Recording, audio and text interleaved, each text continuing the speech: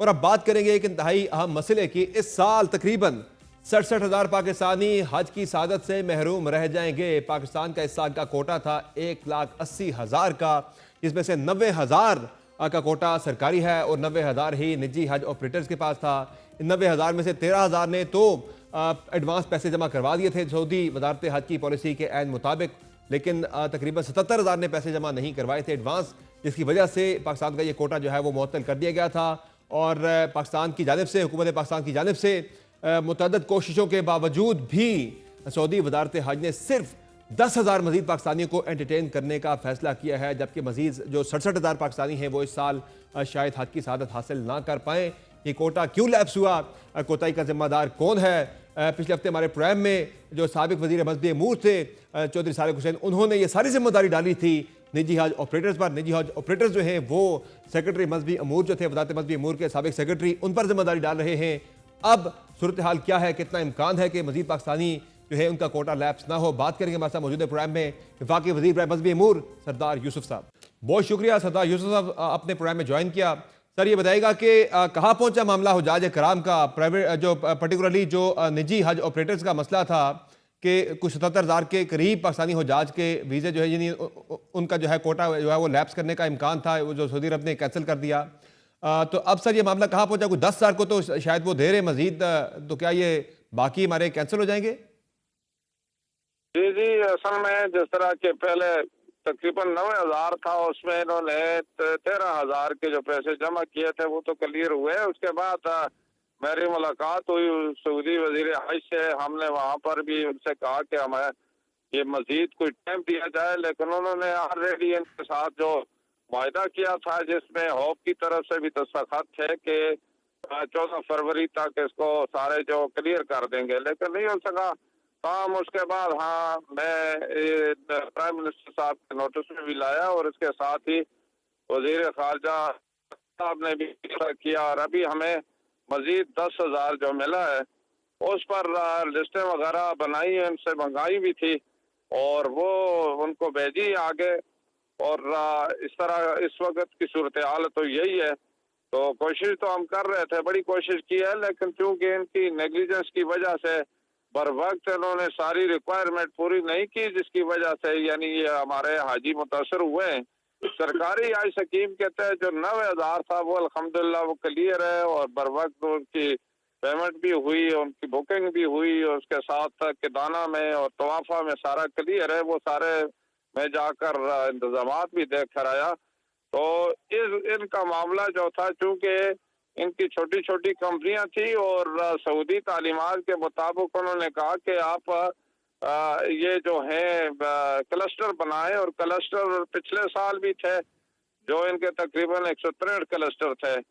इस साल उन्होंने कहा हर एक कम अज कम 2,000 का एक होगा कंपनी, तो 2,000 के हवाले से कुछ 41 क्लस्टर थी इनके। तो उस सिलसिले में यानी इनकी जो अपनी जो आपस में जिस तरह इनकी जिम्मेदारी थी वो इन्होंने पूरी नहीं कर सके थे, जिसकी वजह से जज जो मुतासर हुए आदमी। तो सरदार साहब ये बताएं कि आप कह रहे हैं कि 10,000 की इजाजत उन्होंने दी है 77,000 में से, तो बाकी जो 67,000 बनते हैं उनका फिर क्या होगा? वो फिर अब उसका इम्कान तो बड़ा कम ही नजर आ रहा है बज़ाहिर।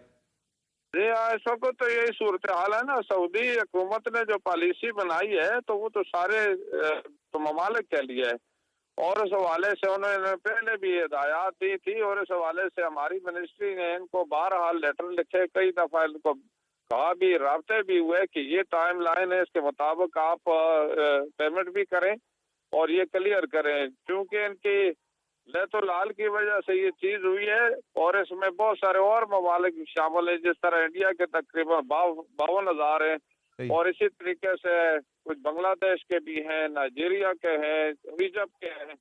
तो ये मुख्तलिफ ममालिक के हैं जो लोग रह गए, क्योंकि सऊदी हुकूमत ने जो निज़ाम है उसको जो निज़ाम इंट्रोड्यूस किया है, शायद ये लोग उसको फॉलो भी नहीं कर सके, समझ भी नहीं सके। लेकिन ज़रा सरदार साहब ये तो बड़ी ही तशवीशनाक बात है कि 67,000 पाकिस्तानी इस साल हज से महरूम रह जाएंगे, इस साल हज से महरूम रह जाएंगे। तो इसके लिए फिर क्या हिकमत अमली है, फिर आइंदा के लिए फिर क्या होगा इस पर? एक तो प्राइम मिनिस्टर साहब ने कमेटी भी बनाई थी 3 रुकनी, तो कमेटी की रिपोर्ट आई है क्या? प्राइम प्राइम मिनिस्टर साहब ने 2 कमेटियां बनाई हैं। एक तो ये जो सूरत हाल अभी तक हुई थी उसके हवाले से कि इंक्वायरी की जाए, उसकी फौरी रिपोर्ट दी जाए। दूसरी, प्राइम मिनिस्टर साहब ने जो कमेटी बनाई है, मुसद्दक मलिक साहब है, मैं खुद हूँ, और इसी तरीके से बाकी जो लोग एक्सपर्ट है, सेक्रेटरी रिटायर है, तो ऐसा के लिए तो हम ये मीटिंग वगैरह करते हैं। ये इंशाल्लाह के लिए बनाएंगे जो पॉलिसी,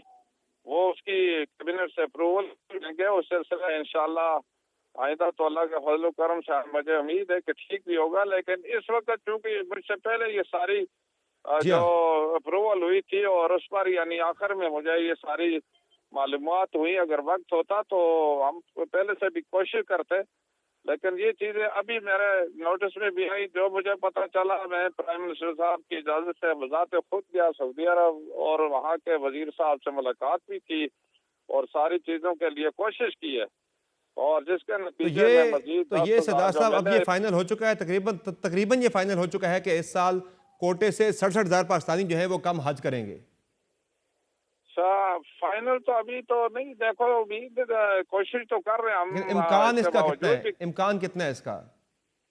बस इम्कान तो मैं कुछ नहीं कह सकता, क्योंकि उनकी तो जो है वो तो एक वाज़े हदायत पर अगर कोई अमल नहीं करता तो फिर तो वो पॉलिसी अगर करेंगे तो पूरी दुनिया के लिए ऐसा ही करेंगे, है। तो बाकी सरदार साहब ये ममालिक के पिछले लिए साल उसमें भी ऐसा कोई ही हुआ था, अमेंडमेंट हो। उससे पिछले साल भी ऐसा ही क्या पाकिस्तानी जो ऑपरेटर्स हैं यहाँ से पैसे जो हैं वो लेट जमा करवाए जाते हैं, फिर हम यहाँ से कोई जोर जबरदस्ती जी या हाँ। यहाँ से मिन्नत समाजत करके हम जो है वो करवा ही लेते हैं।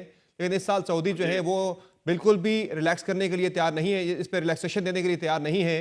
तो फिर आइंदा के लिए फिर क्या होगा? कैसे जो है इस सूरत हाल से निकलने के लिए क्या क्या करेंगे? पॉलिसी क्या होगी? कोई एक ही इसको सरकारी कर देंगे सारे हज को, या क्या होगा? इस पर गौर गौज हो रहा है, मुख्तलिफ इसकी सब जो प्रपोजल आ रही हैं, और उसके लिए आइंदा के लिए तो इंशाल्लाह चूंकि हुकूमत ने जो इनको पहले जो जिम्मेदारी दी थी इन्होंने अमल नहीं किया, तो उसको भी मद्देनजर रखा जाएगा।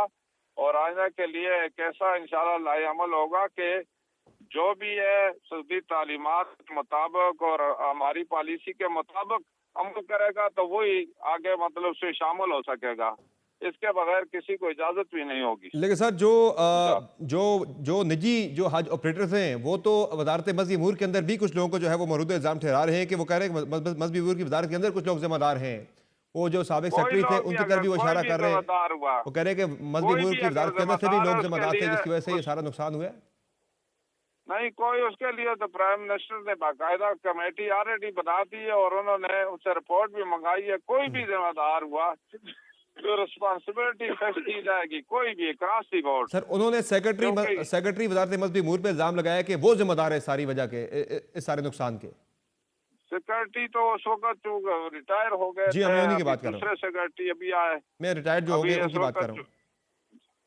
जी जी, तो अब जो भी जिम्मेदार है वॉटेवर हुई लेकिन उस सब के यानी जो रिपोर्ट आएगी उसके मुताबिक अमल भी होगा, एक्शन लिया जाएगा। बहुत शुक्रिया सरदार यूसुफ साहब, आपने प्रोग्राम में ज्वाइन किया। नाज़रीन, आपने गुफ्तगू मुलाहिज़ा की वफाकी वज़ीर मज़हबी अमूर सरदार यूसुफ की